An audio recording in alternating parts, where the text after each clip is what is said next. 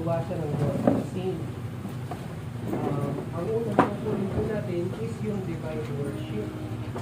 So, pag divine worship, ibig sabihin, Sunday lang hinihingi ng Diyos, sa Holy Day. Kaya nga meron tayong obligation to hear, to attend the entire Mass. Okay? Kaya po, kung kasalanan, malate sa misa, yung parity po, kasalanan din hindi siya mag-human. Depende, no? Normally, may obligasyon siya na mag-start on time. So, kasi po, Diyos ang may-ari sa atin. Kaya nga, we have to give divine worship. Tapos, on time, kasi Diyos din ang may-ari ng tiempo, ng time, ng panahon ba, ng oras. So, para ibigay din niya sa atin yung eternity, dapat, pag hinihingi niya yung time, ibigay din natin sa yung time. Pangalawang paalala po, huwag po tayong makontento dun sa obligatory lang sa ayuno at saka abstinensya ngayong Kwaresma. Kasi pag yung obligatory lang po gagawin natin, hindi po yun sapat para makarating tayo sa langit. Alam niyo naman po na yung obligatory ngayon is under modernist legislation. So hindi po talaga kaya. Kaya nga po ang SSPX, ina-encourage po namin lagi yung ating mga faithful na sundin yung traditional na disiplina pagdating sa ayuno at sa abstinensya. Okay? Maging realistic po tayo, dalawa lang po kasi ang daan sa langit. Innocence or penance. Innocence, ibig sabihin, immaculate conception ka. Wala kang kasalanan. Pag ka immaculate conception ka, sige, yun. Hindi tayo immaculate conception, penitensya kasi yun ang daan para makarating tayo sa langit. Ang lalamat ng anak at ng Espiritu Santo. Amen. Okay, so yung gospel po natin ngayon, second Sunday of Advent, tawag dito, Lent, Quaresma. Ito po, ang nangyari dito ay yung transfiguration ng ating Panginoon sa Kristo. Dinala niya si San Pedro, Santiago, San Juan, sa isang mataas na bundok at doon nagbagong anyo siya. Pinakita niya yung kanyang anyo normally. Hindi naman actually normally, pero tawag doon, sabi nga ng mga Holy Fathers, ano lang yun, isang patak lang ng divinity yung kanyang pinakita doon. So imagine niyo, ganun yung nakita nila San Pedro, ayaw na nilang umalis. Wala na silang ibang maisip, wala na sila, ayaw na nilang umalis doon. Yung mga problema nila, yung mga away-away nila, yung mga apostles, nag-away-away din. Hindi mo nila maalala, doon lang sila, ayaw na nilang umalis. Kasi nakita na nila yung kaunting divinity lang ng ating Panginoon sa Kristo. Bakit pinakita yun ng ating Panginoon sa Kristo? Kasi nung nangyari yung mga dalawa o isa't kalahati, 2 buwan na lang, bago magpakasakit at mamatay ang ating Panginoon sa Kristo. Kailangan nila ng reminder ng Panginoong Diyos ay totoong Diyos at totoong tao. Pag nakita na kasi nila ito sa Kalbaryo, medyo mahirap kasing maalala na ang Panginoong Diyos ay totoong Diyos din. Diba?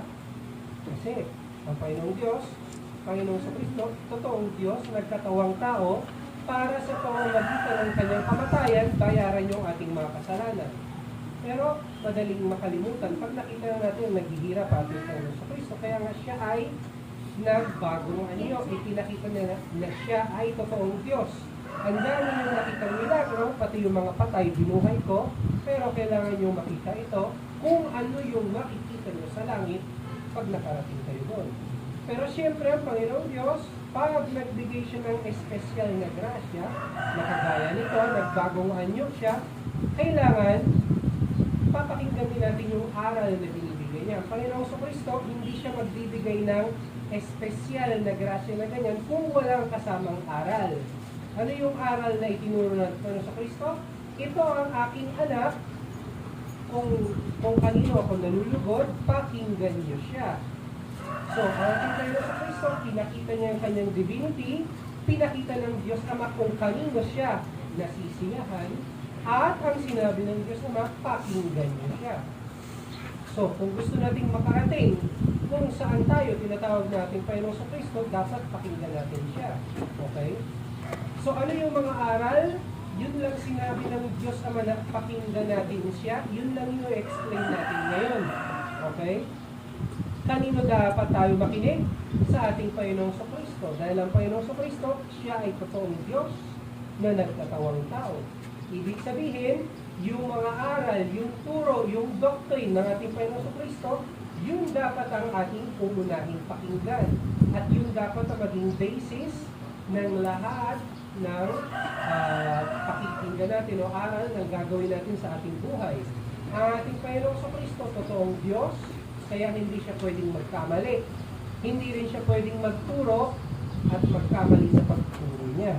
Okay? Pero, in practice, tayo, paminsan-minsan, madalas din, pantay ang pagtingin natin sa turo ng ating Panginoon Kristo at sa mga turo na naririnig natin dito sa mundo. Malibang pakinggan ng turo sa mundo, hindi naman. Depende. Okay? So, anong dapat natin gawin? Dapat maging consequent tayo kung ang Panginoon Kristo hindi nagkakamali, hindi pwedeng magturo ng mali. At ang pinaka-importante ay ang makarating tayo sa buhay na walang hanggan, dapat may order pagdating sa turo na naririnig natin sa mundo at ang turo ng ating Panginoon Kristo. So, ang unang inaasahan ng Diyos sa atin ay ang makinig at paniwalaan natin ang doktrina ng ating Panginoong Kristo. Yun ang unang inaasahan ng ating Panginoong Diyos. Nung sinabi niyang pakinggan niyo siya, yun ang una niyang inaasahan sa atin. Yung makinig, paniwalaan natin ang doctrine na itinuro ng ating Panginoon sa Kristo. Bakit? Walang ibang mas may authority para magturo sa atin. Dahil ang Panginoon Diyos, siya ang gumawa sa ating lahat. Siya ang ating tagapagligtas din. Siya ang nagpo-conserve sa existence sa lahat ng bagay.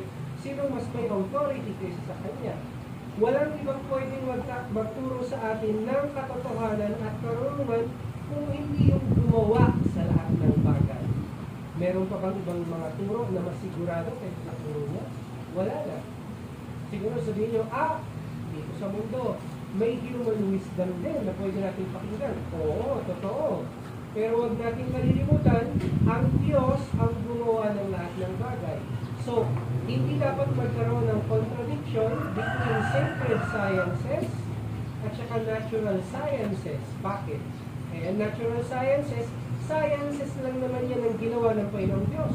So, dapat walang contradiction. Huwag tayo masyado makikinig sa liberalism na naghahari sa mundo na sinasabi, contrary daw yung mga science at yung religion. Hindi totoo yun. Pag gano'n ang sinabi mo, ibig sabihin, liberal-minded ka. Halimbawa, karpintero, gumawa ng mesa. Sino mas may alam tungkol sa mesa? Di ba yung karpintero? Hindi pwede yung bumili ng mesa. Ganon din ang ating Panginoong Diyos. Ang Panginoong Diyos, ginawa niya lahat. So, dapat siya ang may alam ng lahat ng bagay. Hindi pwedeng may contradiction. Kaya nga, bakit? Nung Katoliko pa ang mundo, sino ba ang nag-found ng mga universities? Di ba Catholic Church? Saan ba galing lahat ng ngayon, iba na, technology, lahat ng principles na yan, ng modern sciences, lahat yan nanggaling sa mga Catholic universities noon. So, hindi pwede may contradiction. Okay? Kaya nga, kung talagang pinapahalagahan natin ang aral ng Panginoon Kristo, ibigay natin sa turo niya ang lugar na inaasahan ng Diyos na ibigay natin sa turo niya. Halimbawa, hindi pwedeng makikipaglaro tayo sa mga doctrine dito sa mundo na kumukontra sa aral ng ating Panginoon Kristo, kumukontra sa kanyang morality, kumukontra sa kanyang doctrine. Bakit? Kasi, simply, yung mga aral na yun, quote-unquote aral, error yun, hindi yun aral. Basta katotohanan puno na kontra sa doktrina ng ating Panginoon Kristo, hindi totoo yun. Ang ating Panginoon Kristo lang may karapatan na magsabi kung ano totoo. Kasi siya ang lumikha sa atin. Kahit na yung mga sinasabi nila, halimbawa, equality na, mga ganyan, yung halimbawa, contrary ang religion society, hindi pwede. Ngayon sa Kristo na may karapatan, hindi pwede tayong maglaro na ganyan. Kahit bakit may doctor science, mga engineering, law, medicine, hindi pwede. Lahat ng mga sciences na yan, natural science, kahit yung mga exact sciences natin ngayon, lahat yan dapat derivation lang. Derived lang yan sa sciences na hindi pwedeng yung halimbawa na ngayon is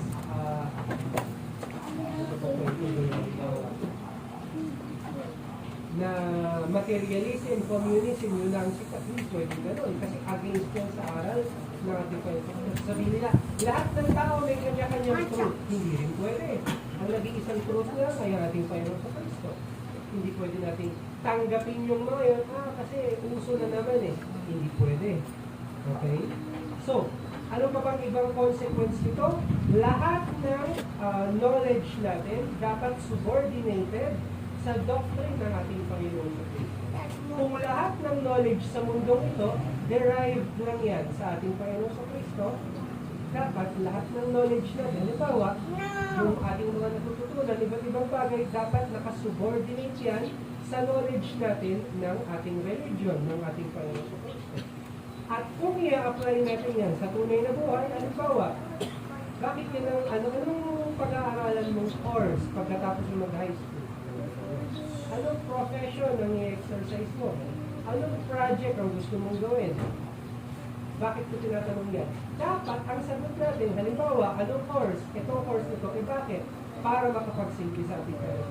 Anong project? Anong business? Ito. Bakit? Para makapagsilbi sa ating Panginoon. Dapat lahat ng bagay para makapagsilbi sa ating Panginoon. Ngayon, magtanong ko sa mga estudyante, bakit yan ang course na pag-aaralan mo? Kasi malaki ang kita. As if ginawa tayo ng Diyos para sa pera lang. Hindi ganoon. Anong profession ito? Bakit? Kasi para dito suited yung talents ko para makapagsilbi ng Diyos sa Diyos. Ngayon, wala nang nakakalam kung bakit ang professional tinatawag na professional. Bakit wala professional? Kasi nung Katoliko pa ang mundo, hindi pa makakagraduate sa isang university, Catholic university. Dati naman, Catholic lang yung university, wala sila. Hindi ka makakagraduate hanggang hindi ka sumusumpa, okay, na yung skills, yung discipline, gagamitin mo para magsilbi lang sa Diyos. It's like a religious profession. Professional. Okay? So, dapat ganon. Ito bang gagawin ko nito? Itong business na ito, itong project na ito, para makapagsilbi sa ating Panginoon. Yun dapat ang unang tanong. Of course, hindi masama na mag-isip kung dito kikita ba ako, kung dito magpo-progress ba ako, economically, syempre hindi masama yun. Pero dapat hindi mawala sa eksena at dapat una pa na ito ang choice ko para makapagsilbi sa ating Panginoon sa Kristo. Ganun dapat. Hindi pwede ito. Paano ko magsisilbi sa Panginoon sa Kristo? Saka ko naisipin niya. Hindi pwede ganun. Okay? Remember, kung anumang talents meron tayo, knowledge or skills, kanino natin natanggap yan? Sa Diyos. Bakit wala yung Diyos sa eksena pag yun ang nagaano? Pag mag-exercise ka na ng profession or trade or vocation in the sense na religious vocation, carpenter, vocational ba? Carpenter, bakery, whatever. Okay? Susunod na inaasahan ng ating Panginoon Diyos sa atin ay pakinggan at sundan natin yung mga utos ng ating Panginoon Jesucristo. Halimbawa, sabi sa Biblia, may mga tao na nagsasabi, kilala nila ang Panginoong Diyos, pero hindi naman nila sinusunod yung mga utos. Yung mga tao na yon ay mga sinungaling. Sa Biblia, ha? So, halimbawa, example, magandang bagay na tayo ay mangumpisal. Mas magandang bagay na tayo ay mangumpisal regularly. Pero, hindi doon nagtatapos yung ating tungkulin sa ating Panginoong Diyos.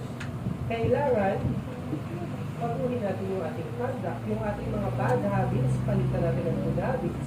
Kung sanay tayo na i-expose yung ating mga sarili sa occasion of sin, dapat iwasan natin ang occasion of sin.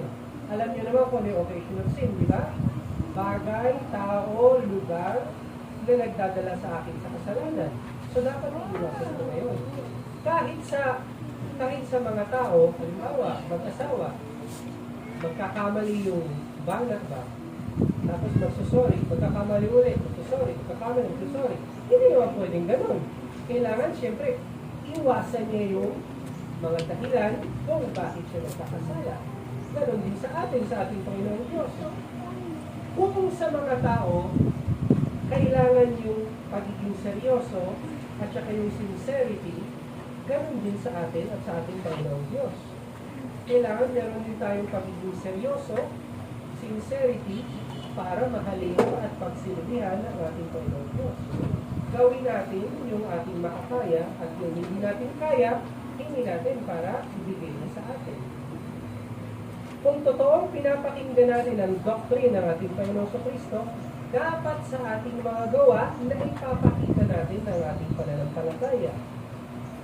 Kung talagang naniniwala tayo na ang Panginoon Diyos, tinatawag niya tayo sa buhay na walang hanggan, paano hahanap-hanapin pa rin natin? Tapos, paglalaroan natin. Sa isang kamay, gusto natin yung kaligayahan na walang hanggan sa langit. Sa isang kamay, hahanapin natin yung mga kaligayahan ba na nagdadala sa atin sa kasalanan. Hindi pwede. Hindi pwede. Halimbawa, kahit sino may mag-asawa, alam mo naman, mahal talaga kita. Pero, meron akong kabit dito sa kabila, pero dito kayo iwan. Hindi pwede yun. Kahit tayo, at Panginoon Diyos, hindi pwede yun. Siyempre, hindi pwede yun. Kung talagang maniniwala tayo na ang Panginoon Kristo namatay sa krus para bayaran ng kasalanan natin na hindi natin kayang bayaran, paano ang unang worry natin, ang unang poproblemahin natin ay kung paano tayo maliligtas, halimbawa, sa mga suffering na to, sa mga setbacks na to, sa mga problema na ito, sa sakit na ito. Hindi masama na maligtas tayo sa economic hardships, sa mga sakit, sa insecurity, whatever. Hindi masama. Pero alam natin na lahat ng yan, isa lang ang source ng lahat ng yan, kasalanan. Hindi pwede na gusto nating maligtas sa sakit, sa poverty, or sa insecurity, pero ayaw nating maligtas sa kasalanan. Kailangan uunahin natin na maligtas tayo sa kasalanan. Kung gusto nating maligtas sa lahat ng ibang bagay na yan. Okay? Meron din mga Katoliko, gusto nila maligtas sa kasalanan, si ganito ganyan, etong si ano, ganun din. Pero wala silang, hindi nila problema na sila mismo maligtas sa kasalanan nila. Kailangan, problemahin muna natin na maligtas tayo sa kasalanan natin at yung mga tao kung kanino tayo responsable. Okay? Responsibilidad ko yung asawa ko, yung mga anak ko. So, kami muna dapat. Kailangan maligtas muna tayo sa kasalanan. So, kung hindi natin po problemahin na maligtas tayo sa kasalanan, paano natin ipapakita sa Diyos na gusto natin maligtas sa ganito ganyan, sa ganito? Kung hihingi natin sa Diyos na maligtas tayo sa ganitong sakit o sa ganitong problema, anong sasabihin sa atin ng Diyos? Kung hindi naman natin pinoproblema na maligtas tayo sa kasalanan, yun ang dahilan kung bakit namatay siya sa krus. Diba? Ngayon, kung naniniwala tayo na ang Panginoong Diyos ay provident at talagang mabuti siya para sa atin, bakit tayo nagre-reklamo? Bakit tayo nadi-discourage kung may mga pagsubok siyang pinapadala sa atin? Alam naman natin na yung mga pagsubok na pinapadala niya, habang tayo ay nagsisilbi sa Kanya, yun ay para sa ating ikabubuti. Pinapahintulot mo yun para sa ating kabutihan. Unang-una para makilala natin yung sarili natin. Kasi hindi talaga tayo, hindi natin makikilala yung sarili natin pag wala tayo sa kagipitan. Pag hindi tayo pipit, hindi tayo naman problema, hindi natin talaga makikilala kung ano yung mga kahinaan natin. Kung laging masaya tayo, laging lahat okay, di ba, ang hirap makilala yung sarili. Pero pag ayaw na, kung problema ka, doon mo makikilala yung sarili mo. At, bukod pa doon, alam natin na tutulungan niya tayo. Hindi pinapangako ng Diyos na mag-practice ka lang na religion mo, wala kang magiging problema. At pagka gano'n, sinong napunta sa langit? Ay wala. Lahat ng tao, magiging katoliko lang para lang walang problema. Sabi niya, siya tayo, nagtataas mo yun, pera ko na raw sa wallet mo. Hindi ganun. Siyempre, ang unang aasikasuhin ng Panginoong Diyos, yung kabutihan ng ating kaluluwa. Parang doktor. Halimbawa, ang doktor, minsan, kailangan i-amputate yung isang paa. Para ano? Para i-save yung buhay mo ng sakit. Or kailangan magbigay ng gamot na hindi masarap sa panlasa. Para gumaling yung ng sakit. Ganon din ang Panginoong Diyos para sa atin. Minsan, kailangan niya ipahintulot yung hindi natin gusto. Kasi minsan, yun lang yung makakabuti talaga sa atin. Okay? Minsan naman, sasabihin ng kaaway natin, okay? Huwag ka masyadong relax ka lang. Kasi ang Diyos, gusto niya talaga, huwag kang mahirapan. Tama na yan, huwag ka masyadong hindi ganun.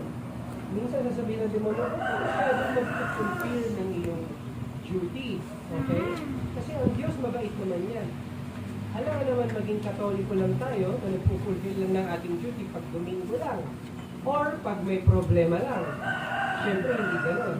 Kaya nga minsan napipilitan ng Diyos, nabigyan talaga tayo ng pagsubok. Kasi minsan wala talagang, hindi talaga natin papansinin yung ating duty sa eternal life kung hindi tayo, tawag doon, magkakaroon ng ganyang pagsubok. Kung alam naman natin na yung ating buhay dito sa lupa, ang daan para makarating sa buhay na walang hanggan. Okay? Bakit hindi tayo nagpe-persevere? Bakit hindi tayo nagpe-persevere? Kailangan mag-persevere din tayo. Yung ating religious practice, dapat gagawin natin kasi itong buhay natin sa lupa, pang-samantala lang. Sandali lang ito. Ang purpose lang nito, okay, ma-deserve natin yung buhay na walang hanggan. Siyempre kahit tayo, may gusto tayong ibigay. Halimbawa, sa mga taong mahal natin, di ba gusto rin natin deserving sila na tanggapin yung ating ibigay? Kaya nga, ang gusto ng Diyos, minsan, mahirapan tayo kasi pag hindi natin talaga pinaghirapan, hindi natin na-appreciate. Ganon din sa mga grasya ng Diyos. Bakit may mga grasya o petitions ng Diyos na ang tagal? Hindi talaga binibigyan ng Diyos kagad sa atin. Kasi kahit mahirapan man lang tayo sa paghingi, yun ang gusto ng Diyos. Kayo, halimbawa, magbibigay kayo ng regalo sa mga bata na hindi naman nila pinaghirapan. Di ba yung mga bata hindi nila na-appreciate? Pero halimbawa, sabihin niyo sa mga bata, ito, kailangan mag-behave ka ng isang buong linggo o kailangan ganito ang average mo sa school bago ko ito ibigay sa iyo. Doon na-appreciate ng bata yung regalo. Ang hindi pinaghirapan, hindi na-appreciate. Ganun yun. So kung ganun tayo sa education ng mga bata, ganun din ka-educated ang Panginoon Diyos para sa atin. Kasi kadalasan sa spiritual life, para din tayong mga bata. Kaya nga, again, yung sinasabi natin, kailangan gawin natin yung pwede natin gawin, yung kaya natin gawin. At yung hindi kaya, hingin natin sa Panginoon Diyos. Kung talagang gusto talaga natin na i-conform ang ating buhay ayon sa doctrine ng ating Panginoon Kristo, kailangan ready din tayo na i-submit yung sarili natin sa mga conditions ng kanyang doktrina. Anong ibig sabihin nun? Halimbawa, may mga tao na maraming time, maraming effort na ginagawa para i-combat ang liberalismo, o ang komunismo, o ang materialismo, o ang modernismo. Sige, magandang gawain yan. Pero, pagdating sa kanilang gluttony, pagdating sa kanilang lust, pagdating sa kanilang envy, hindi pwedeng pag-usapan yan. Hindi pwedeng gano'n. Oo, magandang magsilbi sa ating Panginoon Kristo at labanan itong mga errors na ito na sumisira sa mga tao ngayon. Pero hindi naman pwede na hindi mo uunahin yung iyong sarili. Siyempre, uunahin mo muna yung mga kasalanan mo. Gluttony, envy na, lalo na kung bad habits na yan, dapat yung uunahin mo. So, dapat consequent tayo, dapat handa tayo iayon yung ating conduct sa yung ating buhay sa doctrine ng ating Panginoon sa Kristo. Another example, may mga tao na may pera at may oras pang Facebook, pang TikTok, o kung ano pa man, pang ML, yan, ito na rin. Daming ano, nawawalan ng pera at oras dyan. Pero, walang pera para makapagsimba. Or walang oras para makapag-evening prayer man lang. Ay, evening prayer man lang. Or morning prayer. Ano nangyayari sa morning prayer? Tanghali na kasi gumising eh. Nababad na Facebook, babad ka gabi. Ayan. May mga taong gano'n. Hindi pwede. At paano na yung ating duty of state? Ang problema kasi, nagkakaroon tayo ng mga bad habits na ganyan. Pag nakakalimutan natin, actually hindi tayo nakakalimutan dito. Pero in practice, nakakalimutan natin na ang inaasahan sa atin ng ating Panginoong Diyos ay ang maayos na pagtupad ng ating duty of state.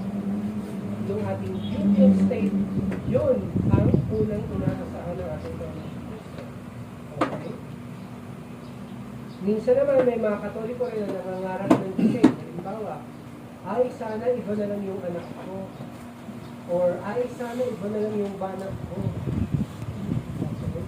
O ay sana iba na lang yung aking trabaho. Ay sa ibang bahay na lang sana ako nakatira. Sa ibang lugar, ganito, ganyan.